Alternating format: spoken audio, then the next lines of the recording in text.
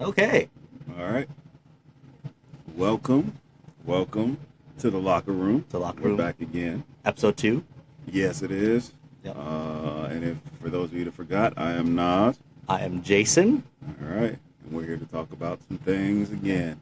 So we kind of talked about it in our first episode, but every day we're going to set a little intention Yep. going forward for the day. Today, our intention is going to be about openness to yourself, right? Being truthful to yourself. Yes. Very important, actually. You know, in talking about that, there's going to be a lot of talk about truthfulness to yourself. But of course, by proxy, we're going to talk about dishonesty with self too, right? Yes. Which is a big thing that happens with most people, including just the majority of you, all of us, really. I know we've all gone through a lot of it. I know I have. Uh, yeah, that's going to be a big one. So jump right in. Truth to self. What do you think?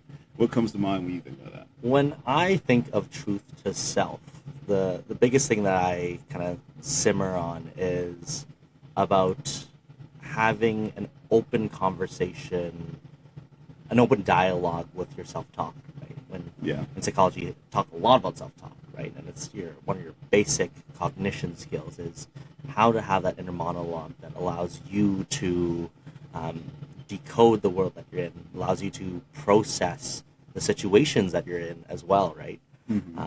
So having an open discussion with yourself, or say like truthful discussion with yourself, really kind of connects with how uh, how have you processed the world that you're in, right? So, Right. for example, like when I go into a difficult situation, per se, like say it's with training, say one of my clients is having a god awful day, for example, right? Um, there is always a little fragment of me that kind of has a little bit of that self doubt, right? Hmm. And that kind of that nagging discussion about, hey, are you up for this? Hmm. And it takes a lot for me to truthfully go, hey, I understand my skills, I understand my abilities that I've worked on for the past few years, and discuss with it and saying, hey, like, we can do this, we're fine, we're gonna be okay. And having that open discussion, open dialogue with myself, right? Yeah. How about you? Um. I mean, seriously. I mean, that's the same thing. It kind of puts me in mind of kind of how we can grow into this different idea of who we are as a person, right? Based on a lot of outside influence. Sometimes it can be protective things in our lives, and we almost put on this performative persona, Hmm. I could say, like where it's a protective persona. It's not necessarily honest with ourselves, but it's what's worked, right? Yeah. So we kind of diverge into this path of there's this honest expression of self, and then there's this path where like we have developed and adapted so that we can get along with our surroundings, so that we don't rock the boat, so that we don't fit out or stand out as much, right? So I know with my own experience and like I know I've developed that big time from a lot from home. It was just a survival mechanism. It was definitely like adapt and survive, right, for everything around, and it can go on so long. I think, I look at it as just in terms of how we operate in society, how we operate on day to day lives, our beliefs about ourselves. Like if we really have that conversation, that dialogue, like we were talking about, or that monologue, or that inner dialogue, then I find you kind of find that there's a lot of things that we go on with every day that if were truly to look at it under a microscope, we wouldn't agree with it, right? Like we wouldn't be like, "Well, it doesn't agree with us, No. our internal value system. It doesn't even agree with who we are as a person sometimes. Um, and I don't mean it like, I mean, it can be extreme, Oh yeah. but not always extreme. Just sometimes it's just little different things, right? Like, that's not how I feel about that really, right? But maybe we feel like sometimes our real feelings aren't accepted or aren't as universally accepted, right? Well, I think what you said a little bit earlier is so massive to openness and truth to yourself is that it is at the end of the day a survival mechanism, Mm-hmm. right? And for us, there's always those high spikes, right? It's always that talk about flight or fight. I think I said the same word twice, flight or fight. Yeah. It sounds like that. But so Very close. it's somewhere around there. People get it. But it's always kind of revolve around that, right? We're in situations of stress or discomfort or anything that your body's going to try protecting yourself. Your mind's going to try protecting itself, right? So in those chances, you're going to kind of you're going to sacrifice a lot of things, Yep. right? And I think that's also a big factor that we can talk about as well, is just like the difference between sacrificing for, say, survivability versus compromising for understanding and integrity. Right. I understand, like 100%. And like you said, when it comes to that survival mechanism, right, that's where it's like you really got to reflect on where these things come from, where these thoughts come from, because we can, even that idea of sacrificing and compromising, but when it comes from a childhood standpoint, like there's no such thing as real compromise at that point. Absolutely not. You're sacrificing everything, Yep. right? And to me, that's where I automatically go, because that's the danger, right? Like you sacrifice at that young age, at such a young age, and you do it for so long that it almost creates this inner confusion. You don't even realize half the time that you're doing something. Or there's a lot of people, and I know I was one like that, believe there's certain aspects of them, of ourselves, or there's a certain aspect of myself that I believe is part of who I am. Yeah. That if I really, or once I really looked at it, really had that tough conversation with myself through counseling or brought out however I needed to do it, that I realized I don't even like that. Like, that's not even part of who I am. That's not even me. Seriously. But I just thought so for so long, you know. For you, what is one of those aspects? Oh man, there's so just one. You know, we need to spread across the episodes. Right? One. Like for example, a big one, easy. This is my go-to one that I usually go to as far as training, is like sports. For example, like basketball. Like I convinced myself I love basketball. I convinced myself that basketball is my entire life, that sports were my entire life, that that's what I was going to do. It was the most important thing to me. And the reality is, I'm a very competitive person, for sure. That's I like to true. be good at whatever I do. But the chasing kind of greatness, or the pushing myself to excel and succeed in that sports, kind of came more from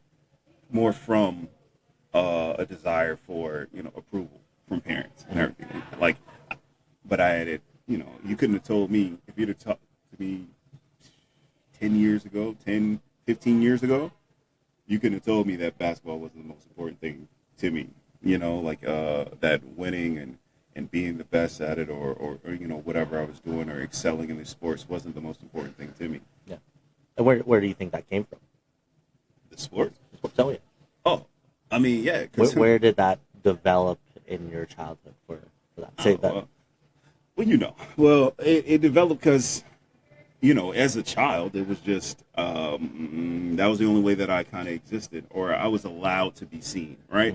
There were a lot of aspects about me that brought attention, but attention was kind of dangerous in my house, and they weren't approved of from, like, my father or anything like that. But the only time that he acted like I existed was when I excelled in sports. Yeah.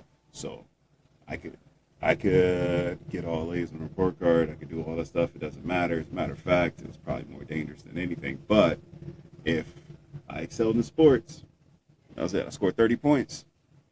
Then I existed for that moment. He could say, it was a reflection on him. Yeah.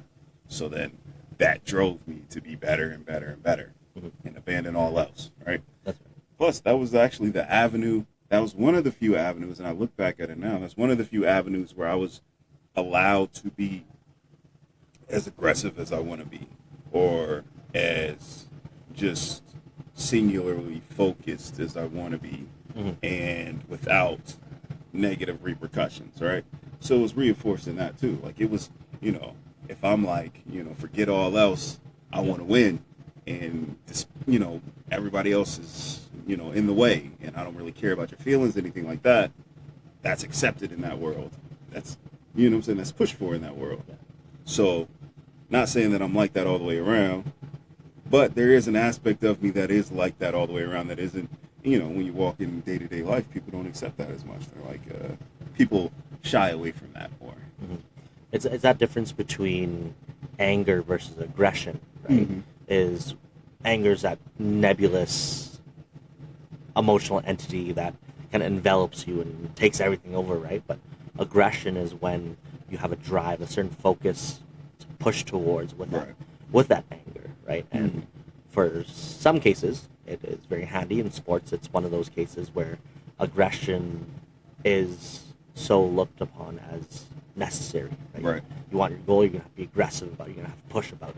Yep. But at the same time, it almost works reverse where when you're outside those situations, sometimes that aggression level of that aggression mindset becomes first and foremost, right? Mm-hmm. To become who you want to be, to become your goal, or to accomplish your goals, ends up being an aggressive push rather than a logical push or an objective approach, right? Right. So for myself, like I find the biggest thing for me growing up and my kind of, I guess, initial point of realizing, oh, there was a pebble that turned into a mountain real quick was just with emotional vulnerability in general. Oh, I ain't even took. I went. Yeah, Yeah. you went deep. Yeah, Yeah. well, we're Oh, going yeah. deep fast, you know. Well, yeah. We're gonna dig deep. But I think on the same page, though, right, is you had an avenue for a fraction of emotional vulnerability, right? Mm. It may have been aggression or anger, but it was a way, an avenue for you to push into expressing your emotion in some way, shape, or form, whether it was a good emotion or a bad emotion, Mhm. irrelevant. But it was a way of you expressing an emotion, right? And it was similar for me, like growing up, very, well, it's not necessarily the most traditional of Asian households, but a big part of growing up was saying, hey, you can't show all your emotions, right? Mhm. You have to hold in the anger, or you can't celebrate massively. For sure, don't cry, right? And I think that for me is my tricky part of trying to be more open and having a honest discussion with myself and saying like, hey, it's okay to cry. It's okay to get really excited. Right. It's okay to feel angry. It's okay to have these emotions, right? I mean, 100%. And really, that just taps into that you, and this brings the question to mind, Mhm. which is something that I struggle with most of my life, same thing, that emotional vulnerability. And can you honestly be true with yourself if you're not being emotionally vulnerable, or if you don't allow yourself to feel your feelings? And I think there's a lot of people that have that feel like, oh, I'm honest with myself. I know what I think. I know what I feel, especially as men. But we don't allow ourselves to feel our feelings. And that is a half of us ourselves that we just kind of push to the wayside.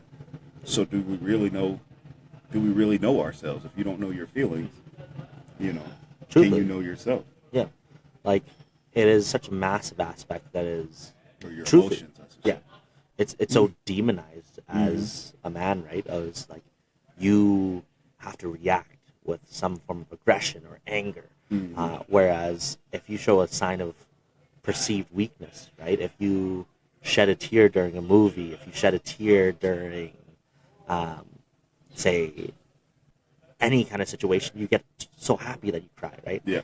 You're seen as weaker, right? And that's a dangerous place to be in, and you cannot be honest with yourself because you're Right. not allowing those emotions to flow, right?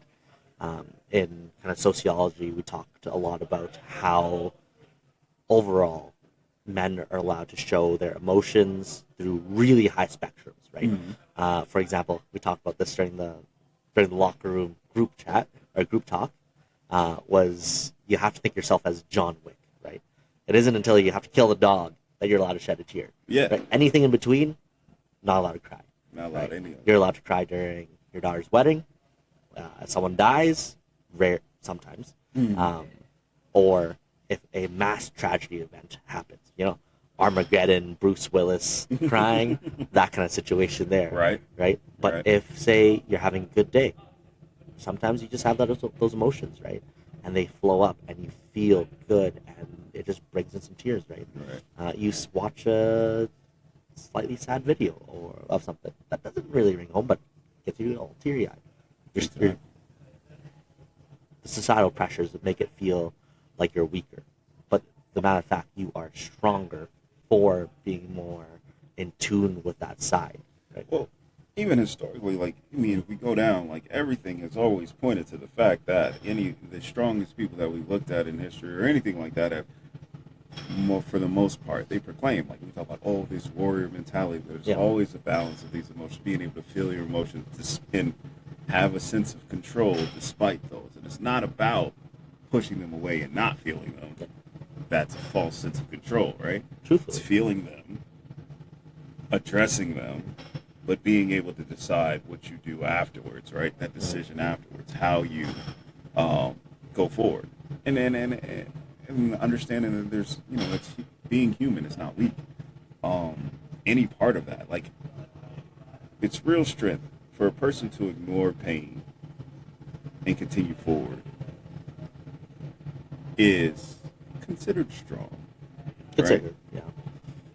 But the idea is, if you were to feel that pain and able to move forward anyway, that's something that's more admirable than the person who's just not allowing themselves to feel it, right? True. And that's always, in any case, it's going to be more admirable.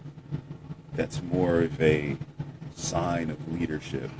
That same thing that we as men look for, that strength, that ability to lead, that ability to be looked at in high standard, are literally on the other side of that wall that we build up between ourselves and our emotions. Yeah. It's about being like, for example, it's what Nas going to talk about was being a statue and expected to being pushed through a situation, right? You're getting thrown through a tumbler, right? That statue's going to crack and break. But if you're human, if you're pliable, if you can feel and still kind of proceed and calculate, then I think that's way stronger, right? And that warrior mentality you're talking about, Nas also kind of hinted at it before, was like, I have quite a bit of a background in martial arts and stuff like that, and a big thing that we're talked about is to be true and honest to yourself, right? And to perceive and to understand the world around you before you react, right? And a big portion that we talked about was emotional vulnerability too. About it was, if you are going to act out in anger, and that's your first and often right away immediate response, that's a dangerous place to be in, right?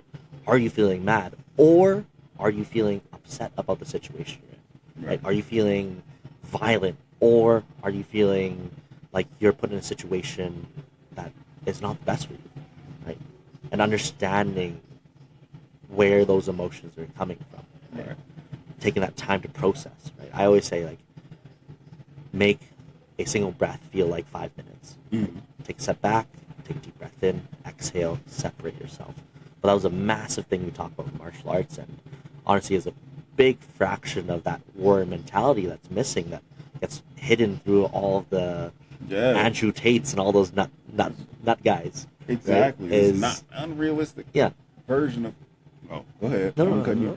Well, I just want to say, like, the whole idea, like, in any version, like, it's that building up that warrior mentality, or trying to come into a situation where we are facing, like, I feel like there's this false idea that, like, all these people who are in this place, like, they don't feel fear, right? So then we tell ourselves we're not supposed to feel fear. But in any type of combat or anything like that, the first thing is you accept that there is fear. Like, you are very aware that there's fear there.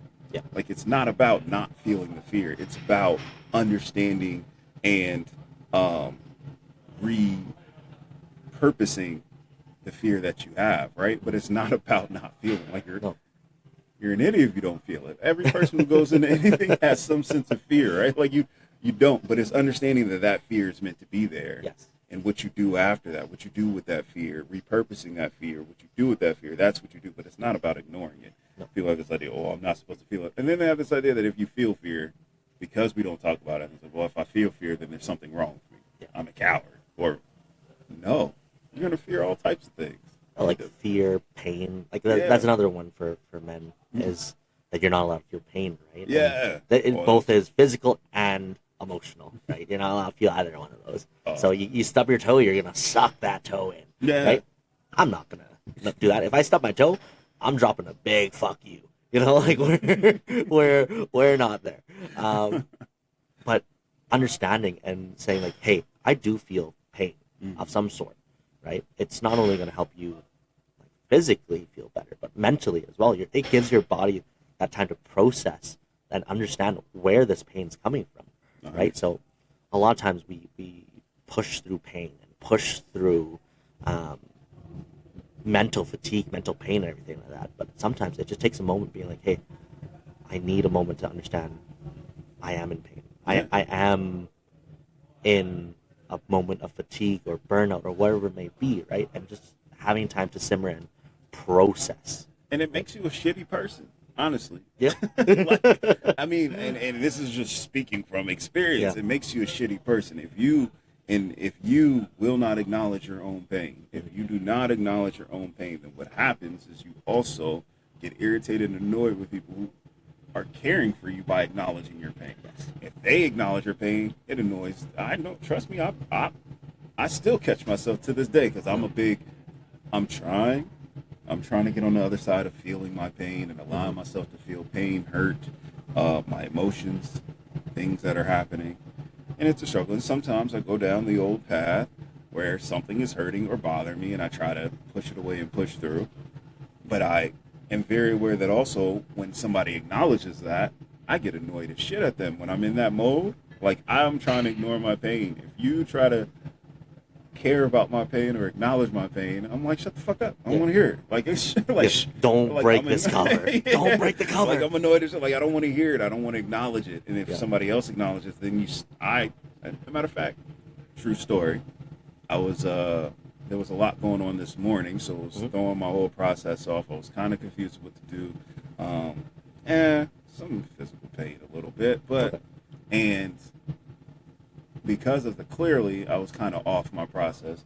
And Grin, she asked me, what's wrong or something. She was just like asking me. And I had to take a break because I almost snapped at her because I'm going through a lot right at that moment. She's also going through a lot, so of course. But I'm going through so I didn't want her to acknowledge that, like, let me figure it out on my own, right? And we do that. And I know I'm guilty. I've been guilty of that in the past.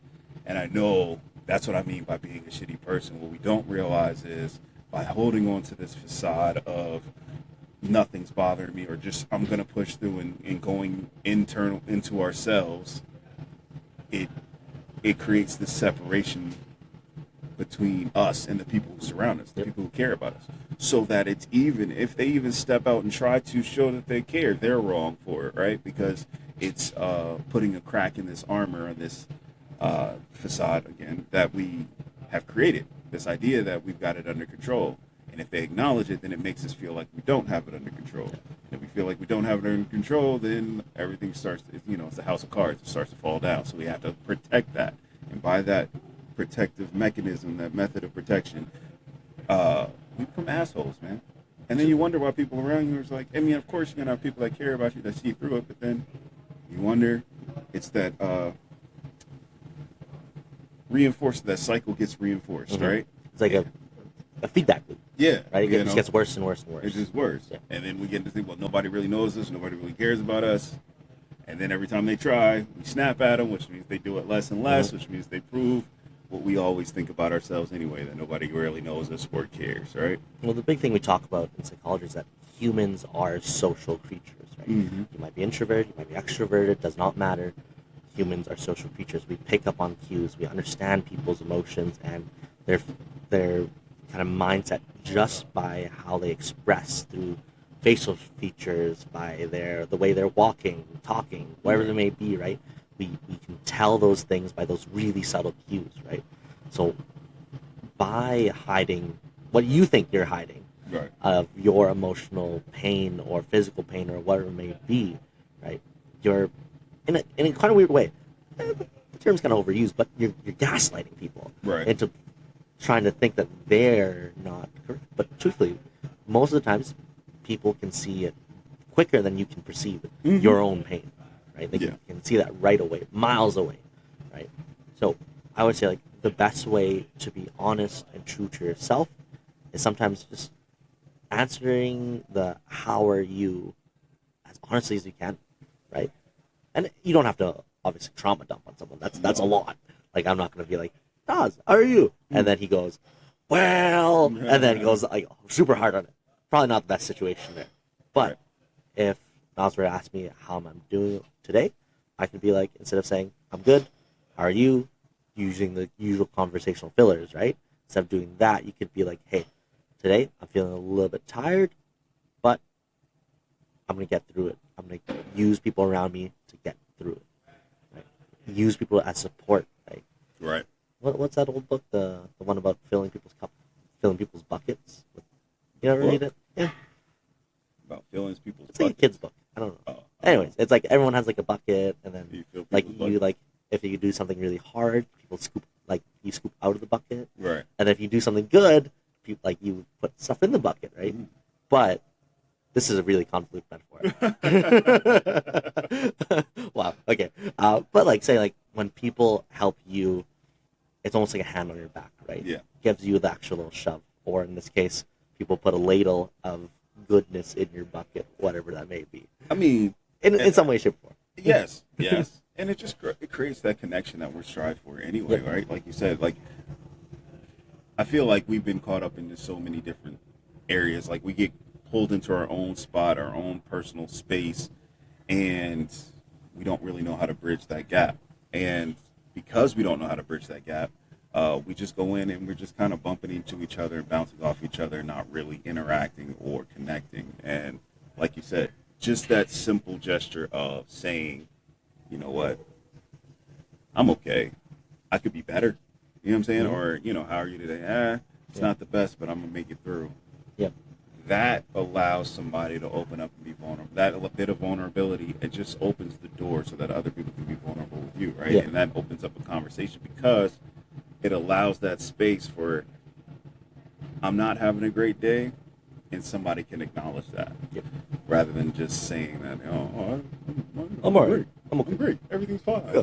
Which, I'm guilty of sometimes. I do both. Yeah. And honestly, you know what? And sometimes it's okay to do. Well, it is okay to do both, right? But just when you need to have that honesty is when you need to give that extra push, right? Yeah.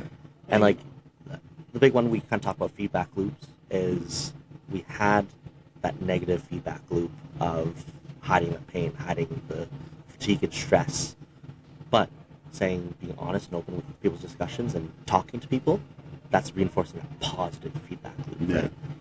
And just believing in who we are as people, man. Like at the end of the day, there's a lot of stuff that we've taken on that we put in place of our true, like ourselves, right? Yeah. Whether it be, even could be characteristics, right? There might be sometimes we were energetic. Like for example, we might have been energetic children who were admonished for it at the end of the day.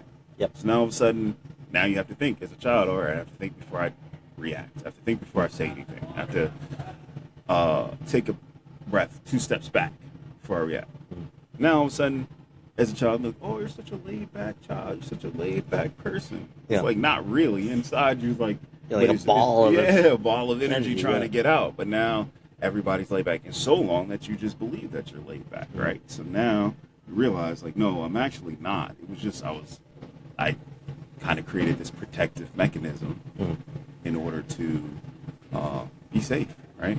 So it's things that go so far back, and realizing that it's not just one trip. It's not like one discovery. Oh, this is it. I was really like this, and I used to be like this, so now it's all over. It's constant peeling back of layers and understanding, because this wasn't built overnight. So understanding that this dishonesty with self wasn't built overnight.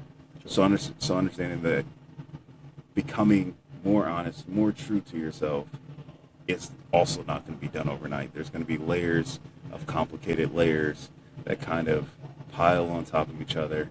One day you see it and it seems so clear, and then the other day it's like, hold on, another thing, you think you got it, and then something else is going to come up. And that's just the truth. But honestly, if we move forward in it, we kind of find who we're meant to be, because our story behind us is that we'll just keep going, man. The story behind it all. Honestly, I get into it because, and this is where I get my honest self. Hold on, I'm going. Okay, he's going. Because this is what I say, my honest say, and this is my true belief in when it's because of society or whatever it is, whatever's kind of pushed us into what we think we're supposed to be, whether it's childhood, trauma, whatever it may be. It disguises and hides our true selves, our true talents, our true inner being, which deprives, and this is going to seem all metaphor, but meta, Well, but we're here to it be deprives meta. the world of what you have to offer. And I feel like, honestly, damn, we're all meant to bring something special and unique to this world. We all have a unique vision. We can all look at the same thing and decide and express or explain it in millions and billions of different ways, in ways that connect with more so than others. And if there's somebody out there that has, I don't know, I always think that the next best-selling book in their brain, but they're scared to write anything down because they've been told that it's stupid. It's a stupid idea a long time ago. And I feel like that is the ultimate price that we all pay when we contribute or we continue to perpetuate this idea of dishonesty and conformity and just going along and getting along with everything and trying not to rock the boat or stand out or be anything special. And not only is it a detriment to you on a personal level, but then as a societal level, we all miss out too. So ultimately, I feel that's the biggest problem that we get from it all. Wow. That was a lot. I had to process that for a second there. But what Nas kind of basically said was, Shrek is a great movie. Onions have layers. Humans have layers, right? Yeah, keep peeling. Keep peeling away. Right. So we ran a little over time, but that's A-okay. But the biggest thing is, let's set a goal for people to kind of work towards this week or after this episode. And it's going to be have an honest conversation with someone. Right? Yeah. It could be anyone. If someone asks you how you're doing today, we want you guys to answer that truthfully. Right? Just tell how it feels. And if you want to go a little deeper, go for it. Do it up. To a little deeper, sit, and this one you don't have to share with anybody unless you want to, but sit and really talk to yourself. Well, listen to yourself, have a conversation, and just recognize one story that you tell yourself that's something that's about you or that may be attached to you that you feel isn't true or is false or something, right? Like, you know what I'm trying to say? You want to have a conversation with the inner dialogue, right? Yeah. And so how do you show up, or how have you shown up that does not align with how you would like to show up?